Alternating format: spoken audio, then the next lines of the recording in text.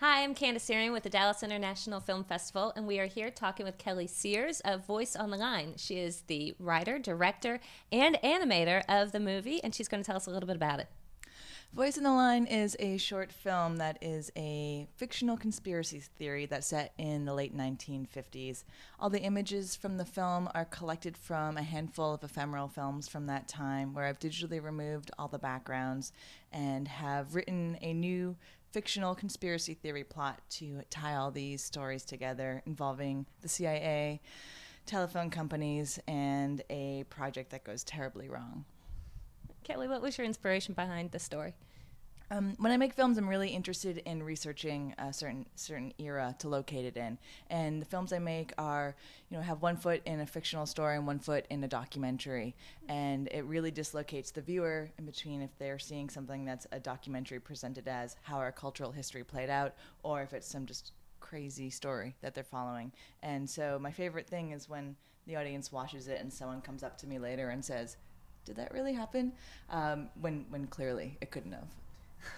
So the inspiration for that was to, I really like thinking about history as something that you can play with, and that's very malleable, and that you can rewrite it, 50 years after the fact. What's the difference in how people have seen this and how they've grown from the message behind your stories and the history that's presented behind them? Well, I think, presently it's hard to kind of get a sense of, how everything around us is playing out. So it's nice to look back on something 50 years in the future. But this one is actually really inspired by a lot of things that were going on right now with some iffy relationships between telecommunication companies, privacy, civil liberties, national security. It all sounds like kind of heavy material, but it's a dark comedy. So it's a way of kind of thinking about how these issues exist around us and finding a way to talk about it with fiction. And what prompted you to start that? To start writing about circumstances and politics and what's going on and current day events. What started that? And then what prompted you to start tying that in with animation? I've always, worked on visual pieces, whether they be 16 millimeter film. And over the years, I've moved from working with film to doing animation for projects. And I think that it's a wonderful medium with animation. You're layering different images on top of one another. You're creating these different visual relationships that can then, reflect back on the stories that you're creating in these different pockets of narrative activity. And this one was great because it's based off of a conspiracy theory, that uses that narrative model where you can have one event over here and one event over here, and if you can find some way to connect them, then you have, a conspiracy theory. As for the subject matter, there's so much in the world around us that, is a problem to me, and it's one way that you can kind of write back into that. That's very, very interesting. Now, you're with the Dallas Film Festival. What prompted you to get involved with Dallas, particularly? I'm actually a recent Texan, but I was in LA before this, and some of my friends had screened here before and actually were really had great things to say about the festival. And so now that I'm living in Texas, I'm really trying to attend all the festivals in the state and kind of meet a lot of Texas filmmakers. And so that was prompted me. I've met James and Sarah, Sundance or Cine Vegas, and they're just wonderful. So I'm really glad this worked out. Oh, well, that's fantastic. Yeah, Texas is really promoting Texas film, and we had a Texas Film Day last at Film Festival, and it's just been awesome, and have a new bill out and everything. So you're in the right state at the right time, for sure. Now, I do have a quote here that you really focus on how technology can shape our fears, desires, and how we feel connected. Describe that and overall how that's a huge push. I mean, you've said a little bit about how you want people to understand history better as far as what's going on. You try to central in on an era. What was it about the telephone company? What was it specifically that really just sparked that, saying, I've got to make a full movie on this, for sure. Yeah. And I use history with a lowercase h. I don't think of, I think about social history, cultural history as, just how we look at our past, how our past has, been organized for us through, I really like looking at pop history, like National Geographic or Time Life, things where it's kind of this distilled common, cultural landscape for us. When I was making this, I was actually not thinking as much about the telephones, but just thinking about digital media in general, where people get connected through. It's about connecting through these, Facebook or email or however they're doing that. And so thinking about that as technology, connecting people on one hand, but in a way that's distancing them in another way. I always like technology because it does become a filter for a lot of larger fears and desires. Technology's always been where paranoia, in terms of,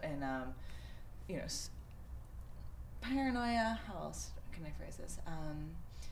And just a lot of fear is located there. Mm-hmm. Also, and so that's the fear side, and then the desire side is, like people are using it to get in touch. It replaces a lot of personal contact. It's about a way of feeling connected to the world, to one another. And I think when you get this idea of like feeling connected and also a place where there's some fear together, it's a really interesting way to look at a larger social portrait of the time. Yeah, and then especially to top on that, how the CIA can kind of manipulate all that for their benefit or hindrance. It was based off of just researching some, again, cultural history of the time, and I was researching projects like MK Ultra that the CIA was doing, and so I was using that kind of framework where, and it was really, tying in a lot with a lot of wiretapping concerns that were coming up at the time, currently for us, and that dynamic between what the government is doing is for your benefit, but it's kind of eroding some of your civil liberties at the same time. And so it's kind of thinking of that parallel. And so it didn't necessarily have to be the phones per se, but just thinking about a way of, how we navigate social terrain and political terrain through technology. That is very that is very interesting. Tell us a little bit about production.